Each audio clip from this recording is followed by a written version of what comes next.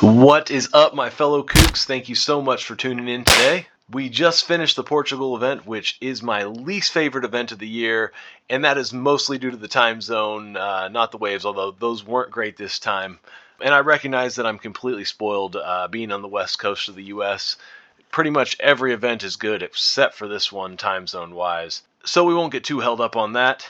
We'll talk a little bit about the event and my hits and misses, and we'll talk about the updated power rankings.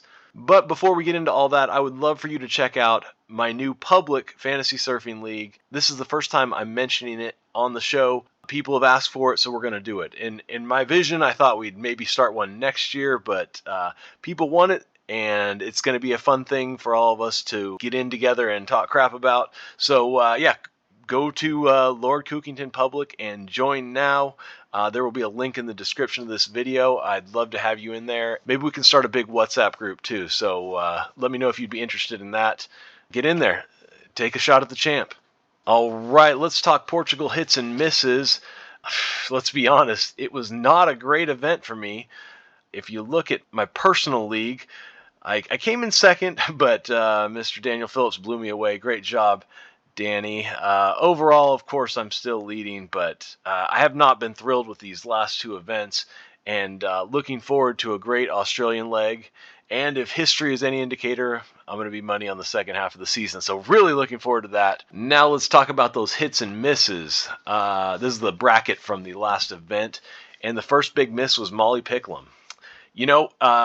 Everyone has an off day. The waves weren't great, and Molly was victim to the first scoring round exit, and that's the way that goes. There goes my power surfer. I'm sure she was a lot of your power surfers as well. Still think she's the best in the world, but this was not a great event for her, and not a great event for you if you were like me and chose her as your power surfer. Another, maybe we'll call her a miss, I'm not sure, was Tyler Wright not picking her. Tyler has been dismal this season leading up into this event, and she got back on track here, losing in the final. But she accumulated points in every single round, and that's really what you want. I'm kind of sad that she went so far, because now it's going to seem reactive when I pick her for the next event, which I would have all along. She's the two-time defending Bells champion. I just feel like I would have looked smarter if she hadn't done well here, and then we picked her for the next one. But regardless, she's primed and ready to go and back on track. One of the hits from the women's side was Tatiana Weston Webb. Almost went all the way. She's been pretty consistent at that wave, and that's why we picked her. Moving over to the men's side, a big miss, unfortunately, was John. I just really love this bracket for John. Cade Madsen in the first round, who he did beat. And then, to be honest, I'm thinking he blows by Jake Marshall, 4 out of 5 times. And if he had won there, Crosby, it was very favorable to him. It just didn't work out, and he lost early. So not an absolute flop, but that's not what you want for your double points person. The biggest miss was probably not picking Ethan. He was the only guy to really do anything out of that top tier, which is pretty shocking. That should be the strongest tier of surfers. And then all my picks are highlighted in red here if you didn't notice. Another miss was Kyle Abelli. Man, thought this guy was going to get back on track here. He did not, and unless he comes up big in these last two events, he is off the tour, unfortunately. Let's talk about hits.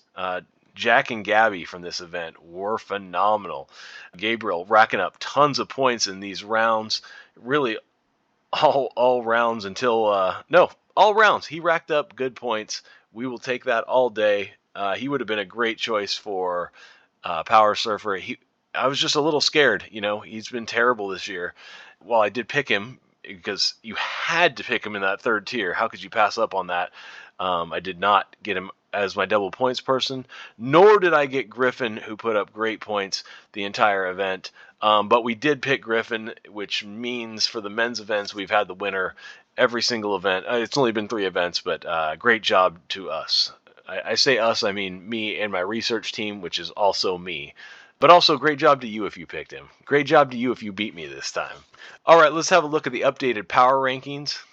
Right here I have it is sorted by who did best at Supertubos. Of course, Griffin number 1, Gabriel number 2. We talked about these guys. Ethan right behind at number 3. And then it drops off from there, but a lot of good points to be had. If we sort these by total, which is really what I'm interested in at this point leading up to the next event, we will see that overall John is still, despite his last performance, still far and away the most pointed person. Like I said, I wouldn't have picked him as my power surfer this last event. I just loved his chances with that bracket. It didn't work out. It's still not a total flop with 27 points, but yeah, if you've been riding with John as I have, you've probably been doing pretty good. Griffin came out of nowhere, a 17 and a 20. That's not doing too much for you. He's right there at number 2 now after this incredible event for him. Same with Ethan. He wasn't doing too much, and now he's right at the top. Jack has been up and down. Jordy, I've done these in tiers this time. It doesn't really mean anything. There's 4 tiers for the men here, and there's only 3 for fantasy. But this is just kind of to illustrate for me. I don't know if it's helpful for you. Who's been lighting it up? So rounding out that top tier, Jordy, Kanoa, Leonardo, and Baron. Moving on to my second tier here. Let's see. These are guys who maybe had one good event, or maybe they've had consistent 20s or so. We've got Italo, Jake, Gabriel, Crosby, Liam, Connor, and Ryan Callanan. Again, it's just a power rankings to remind me who's been getting points. It is a per event basis for certain. That is the best metric you can use. But you can just remember that Eli Hanneman is not raking in a bunch of points for you. So choose him carefully. Imai Kalani, Seth Moniz, Ramsey, Ian, Yago, Rio, Frederico, Jacob Wilcox, and Matt McGillivray. Rounding up that third tier, Miguel Pupo, Cole Hauschman, Sammy Pupo, Callum Robson, David Silva, Cade Kayo, Eli, and Kelly. Will Kelly be in Australia? I don't know. He is the only one who knows the answer to that. We'll see. But definitely some good value in this bottom tier. And for me, interesting to see who's stacked up at the top so far. Moving over to the ladies. For Supertubos, obviously Joanne DeFay. She had a 48 at Supertubos, and that was better than her other 2 events combined. Tyler Wright, Tati, Lakey Peterson, Caroline, Betty Lou, and Luana in my top tier here. But let's sort it by overall. I've been riding with Molly this whole time. Maybe shouldn't have this last event. Well, definitely shouldn't have this last event. But she's still not by far, she's still number 1 in these rankings. Just fantasy points earned. Also in my top tier, there's only 3 tiers for the women. Betty Lou, nice little drop off for Joanne DeFay.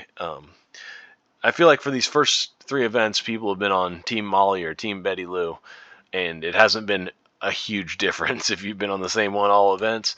Caroline Marks got a lot of points coming. Tyler Wright just getting it going. Katie Simmers had a little slip up here. Actually, she's hasn't done much the last 2 events, but look for that to change. She was pretty inconsistent in her first year on tour last year, and a little inconsistent so far here.